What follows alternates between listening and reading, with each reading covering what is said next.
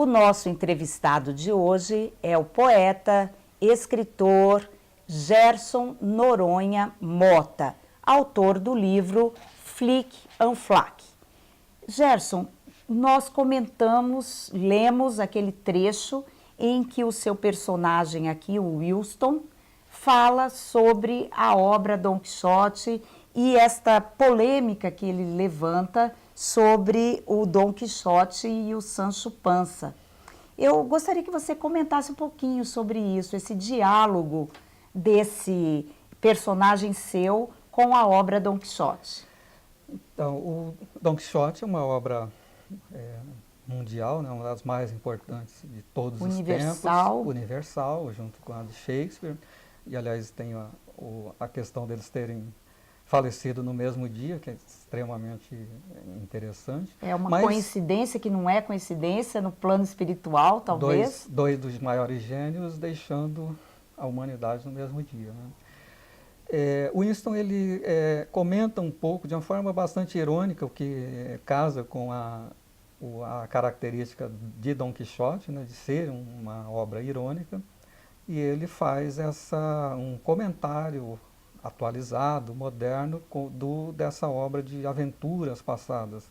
O próprio Winston é um aventureiro, leitor também assíduo de Dom Quixote, de outras obras. Então ele faz esse link com as aventuras do engenhoso cavaleiro. E é interessante que você fala que talvez a continuação que foi escrita pelo Avellaneda, antes da publicação da segunda parte do Dom Quixote, tivesse trazido uma luz, tivesse trazido uma nova versão de Dom Quixote e Sancho Panza. O Avellaneda ele propunha uma versão diferente e a revelia do próprio autor, o que é extremamente engraçado, que um terceiro queira fazer uma versão diversa do que o próprio autor queria. Mas foi por isso que o Dom Quixote se apressou, o Cervantes se apressou a escrever a segunda parte do Dom Quixote.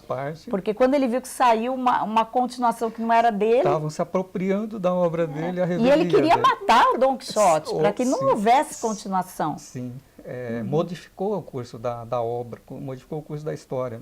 Enfim, Dom Quixote é um livro para infinitas interpretações. Leituras, releituras. Infinitas. E o personagem ele se aproveita um pouco disso. E por que Flic en Flac, um nome francês, um nome diferente? É o nome de uma praia e vila de pescadores nas Ilhas Maurício. Eu tomei esse lá nome fala-se francês. Em razão da sonoridade, porque o nome em si não significa muito, exceto que é um nome próprio, né? Quase uma brincadeira de palavras. Uma brincadeira com as palavras que dá uma sonoridade bastante interessante.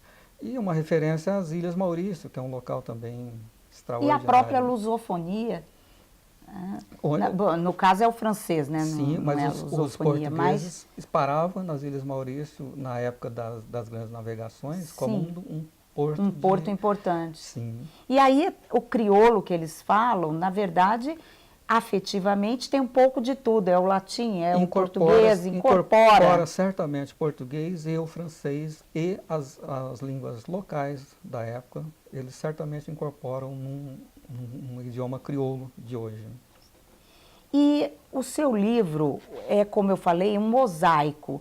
Você coloca aqui as suas principais leituras, referências, já citamos Cervantes com Dom Quixote, mas a figura de Jorge Luis Borges é muito forte dentro do livro. Você está sempre se referindo a esse poeta argentino. Queria que você falasse um pouco sobre isso. O Borges, dá para dizer que é a minha principal, talvez a maior referência, ao lado dos maiores nomes, como Shakespeare e o Cervantes. Mas modernamente, porque o Borges é um escritor moderno, contemporâneo nosso, ele morreu, se não me engano, em 78. Então ele viveu a nossa época, o nosso tempo. E, na minha opinião, ele fez uma releitura bastante apropriada, bastante condensada da literatura universal, porque o Jorge lia tudo, praticamente, tudo que existiu de alta literatura no Ocidente e algumas coisas do Japão, da Índia, ele leu tudo ele leu, né? Assim, trabalhava numa biblioteca, ele era foi o seu mundo, era o seu paraíso. Ele foi diretor da Biblioteca Nacional da Argentina até ser demitido por Perón e nomeado inspetor de aves e coelhos do Mercado Municipal de Buenos Aires, como uma punição. E entre os principais símbolos, vamos dizer assim, da escrita do Jorge Luiz Borges, tigres, espelhos, sonhos, você trabalha muito dentro do Flic and Flac com os espelhos. Os espelhos e os tigres eram uma obsessão do Borges, né? Ele ficou cego... Labirintos. Os labirintos. Ele que ficou cego relativamente jovem, ele sonhava muito com os tigres e ele escreveu muito a respeito dos tigres e dos espelhos. Ele tinha medo que os espelhos começassem a divergir da realidade e punha o leitor para vigiar os espelhos, né? Que é bem engraçado. É como se houvesse uma outra dimensão outra... atrás dos espelhos, ou como se fosse uma porta para uma outra dimensão. Ele faz uma construção fantástica usando o espelho e a possibilidade do espelho começar a divergir da gente, da realidade. Justo o espelho que é o símbolo da realidade dura, nua, crua. A multiplicação da realidade. E você é um viajante, então as cidades estão presentes no seu livro. Várias cidades, tanto brasileiras, aqui do Mato Grosso do Sul, de Minas Gerais, até Nova York, Austrália, e muitas peripécias como viajantes que estão contadas aqui. E as cidades são um pouco também mulheres. A Bíblia chama cidades de mulheres, sim, as mulheres que têm namorados.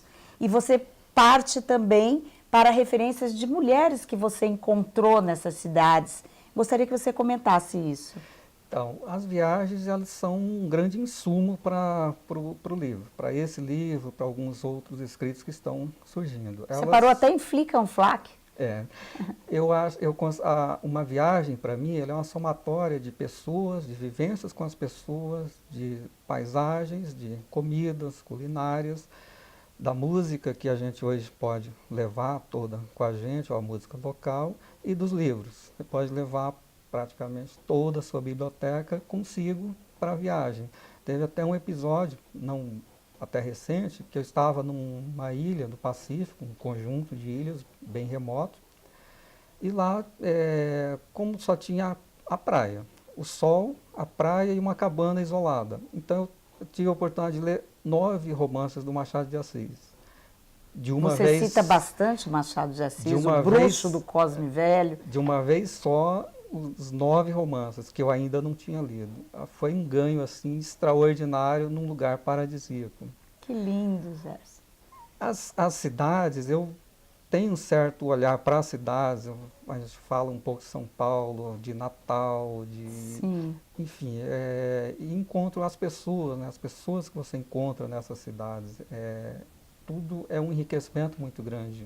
E mais as pessoas impressionam, os lugares impressionam, são feitas observações sobre isso, sobre esse cenário. Enfim, tudo viajar, tudo isso somado. E o personagem Carlos, esse morre? O personagem morre, embora as biografias que constam do livro não sejam nada confiáveis.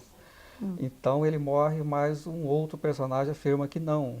Enfim, é muito contraditório. E também não se sabe como ele morreu? Também não. Esse Carlos é um pouco drummondiano? Eu acho que esse Carlos que aparece no livro, ele acaba sendo uma multidão, ele acaba sendo multitudinário, porque aparecem vários Carlos com algumas semelhanças, mas provavelmente pessoas diferentes. Então, pode ser que algum morra e outros não. E o Erwin, ele é um metafísico? Um aventureiro do pensamento. Ele costuma fazer críticas e sátira, até uma sátira, envolve ideias que todo mundo... Ele critica, de uma certa forma, o cristianismo, mas de uma forma, assim, racional, sendo que a fé é algo absurdo. Ele questiona isso. Ele usa, do ponto de vista da racionalidade pura, para criticar as religiões, mas a gente sabe que as religiões não são suscetíveis de apreciação pela racionalidade, elas estão à parte, né, do mundo racional.